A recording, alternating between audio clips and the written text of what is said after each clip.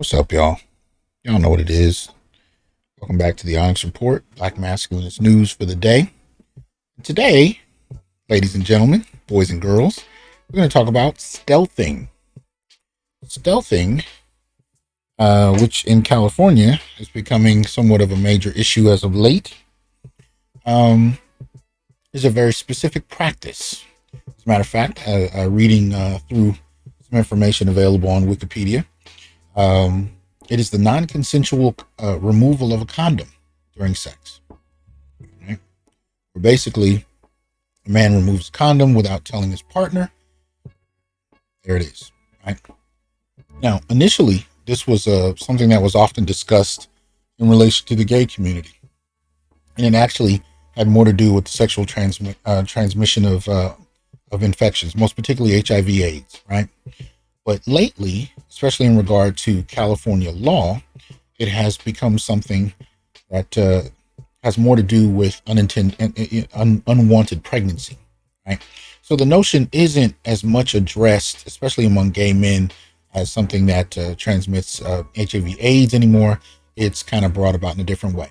And so there's a piece that you can read. I'll put the link in the comment section. And if I fail to do so, feel free to remind me. I will quickly update that and do so. But you can find this article on USA Today, dated September 8th, entitled "California Moves to be the First State to Outlaw Stealthing or Removing Condom." Right?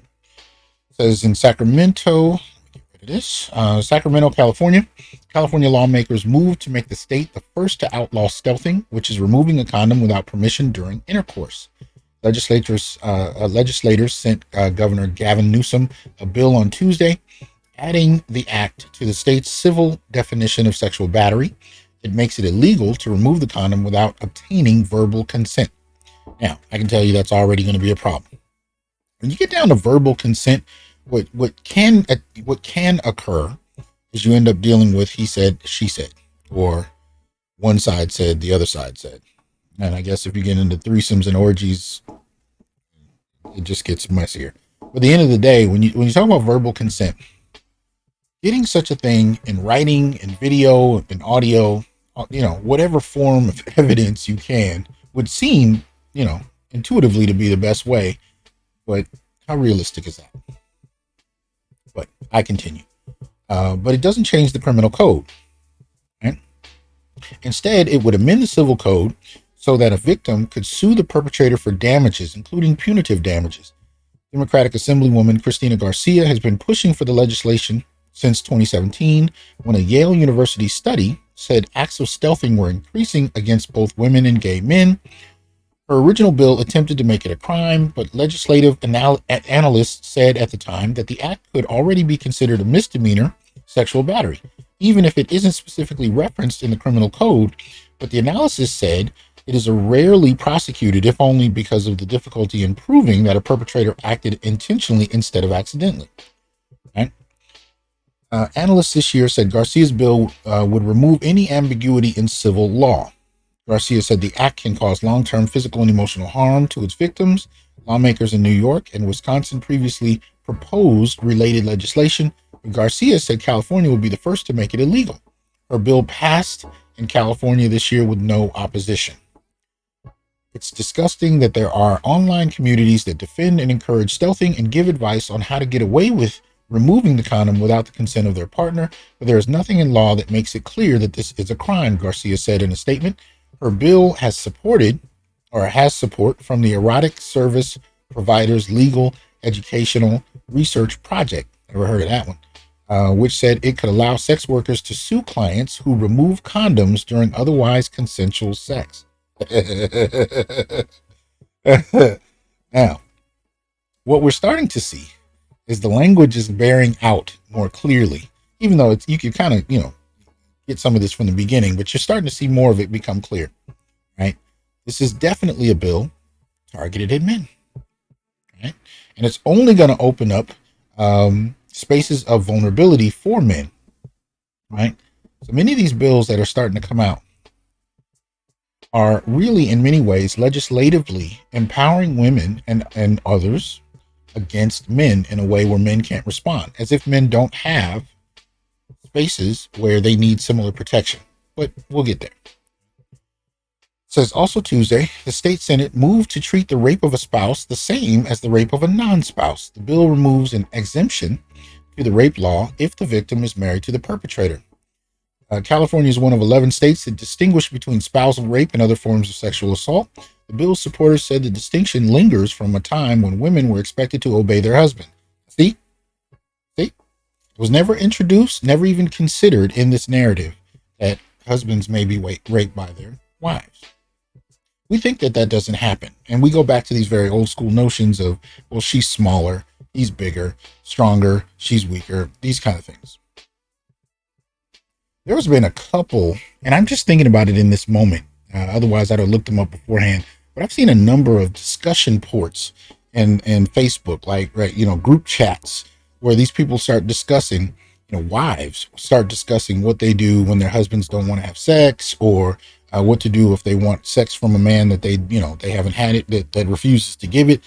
And you will be shocked at a number of the things that you'll hear casually espoused by women in these spaces. But we don't think about those things because, in essence, rape is only something that we think men do to women. And that's my fundamental issue with the tone of this whole approach. Whether you're talking specifically about stealthing or whether we're backing up and talking about it more from a bit more of a macro perspective, as they're trying to do in this article at around this point, where they're talking about spousal rape. They're primarily thinking about this in terms of what men do to women. That's part of the problem we're looking at here. Right?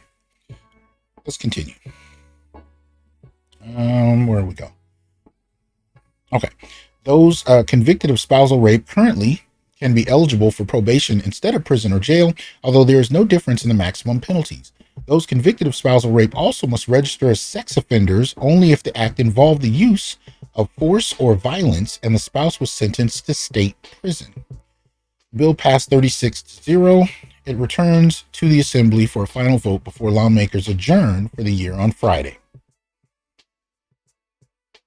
Yeah. That's what we're looking at. And I think overall, and I'm in agreement with some of the people that commented on this in some of the social media where I posted the initial article, this is really just going to open up spaces where men find themselves more vulnerable, And it's not, and it doesn't necessarily include a narrative for when men experience similar types of vulnerability, and much of that just gets swept under the rug. What am I talking about? Well, let's see. I did an article a while back, and this is what actually introduced me to stealthing. This is a piece I did a few years ago, or actually last year, 2020, right? This is on my blog, newblackmasculinities.wordpress.com. I'll put the link in the comment section. This is a piece I did called "Should Sperm Theft Be Considered Rape?" Right? Now, I don't include stealthing in this, but it was where I ran into the term doing research for this little piece. I'd never heard of stealthing, so I found it interesting. But when I was looking at it, I was looking up something else, something sometimes referred to as spurgling. You see why combination kind of led me to stealthing at a certain point. But anyway, I talked about it here. So I said I was listening to a video where a brother was talking about his girl getting him drunk and having sex with him for the express purpose of getting pregnant, even though they discussed it beforehand, and he told her very explicitly that he wasn't interested in being a father.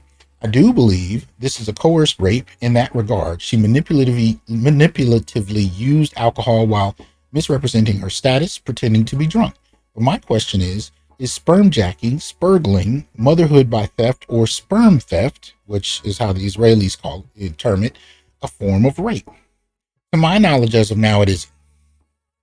Okay. And this is what I meant earlier when I said, these kind of things are only looked at from the women's vantage point. And it's not looked at in terms of, in a way that makes men vulnerable. Right? Yeah. Even I've experienced women who've gone to great lengths to either destroy the condom, poke holes in it, take it off during sex. They didn't ask me. Or men that I've talked to who've experienced this, especially women who wanted to get pregnant for a variety of reasons. Could just be it's your wife and she loves you. Could be it's a woman that's very interested in making sure that she keeps you in her life by getting pregnant. Or it could be someone just trying to trap you for cash. But see, we're not supposed to allow that any of those things can be things that make men vulnerable. We're not allowed that. This is why you have these kind of votes in the California Senate 36-0, because there's no way that we've learned. The language hasn't even been constructed and used in mass, in a mass conversational sense that includes men's vulnerability, because the narrative or the origins of the rape discourse are primarily coming out of women's studies or feminist narratives. They don't include men's experiences. To include men's experiences is both abnormal and considered a form of violation in and of itself. It's considered in many respects to be misogynist because it doesn't center women. In fact, it decenters women and actually asks the question from the man's standpoint, does this act make him vulnerable? And doing so would mean that we'd have to, for the moment, perceive women as potential aggressors. And we don't know how to do that. We really have no collective sense of women's capacity for evil or just aggression. We're well aware of men's capacity and we're comfortable with that. So when I go back to stealthing, my issue is not that it doesn't occur or that it's not an issue, especially if it warrants or it can bring about an unwanted pregnancy or the transmission of an STI, but that because it's only imagined from a women's standpoint, it further makes men vulnerable because one, we ignore the experiences of men that may enhance the discussion on this in a more balanced way, but also it provides, especially for Black men, yet another route that people can use the law to bully or penalize Black men, not necessarily for the crime on the books, but for whatever frustration she may have. And as long as you empower one gender to operate against the other using the law as a proxy for frustration, revenge, so on and so forth. Again, all those things are not part of the discussion, so we're going to act like they don't happen. We end up with more and more men finding themselves on the outs, right? So we talk about child care, or I should say child support, for example, via family court. It's not considered something we can talk about in polite conversation, even in an academic sense, let alone in Congress, about how child support can be used in a very vengeful way in terms of the frustration one might have against a man at the end of the relationship. See, we're not allowed to talk about that, but it nonetheless providing policy that allows for primarily one-way form of child support and men not being able to get custody even when they request it, right? All of these things kind of end up leaving men in a more legally vulnerable position. And I think this is what stealthing does. It opens up a Pandora's box of yet another route. Like, think about a couple of years ago, there were these policies out that had to do with men on trains. I think this is mostly East Coast. It was men on trains that were sitting with their legs too far apart, right? And they were trying, people, especially feminists, were trying to enact some kind of policy that would penalize men for man-spreading. I think that's what they were calling it. What it ended up becoming was more and more men of color, most particularly Black men, being harassed by security and police. In other words, it opened up yet more opportunities for Black men to find themselves incarcerated. And this is the part that nobody says out loud, it opened up more opportunities for women to use security or police officers as proxy against Black men they didn't like. Whether it was a white woman that found herself threatened by a Black man, or whether it was a girlfriend who was angry at her boyfriend, or an ex-girl, so on and so forth. See, these are the kind of things we're talking about. But as long as we don't include these human elements in how people treat each other, we ignore that that's how the law can be used.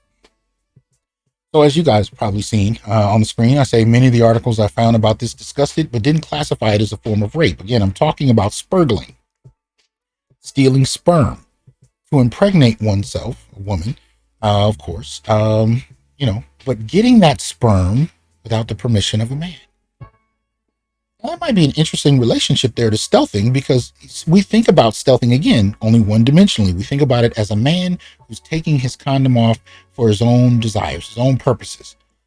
We don't think about the ways in which women can violate condoms, whether it's damaging the condom sometimes before the sex act, trying to take it off during the sex act, or securing the condom after the sex act for the purpose of using the sperm to impregnate herself.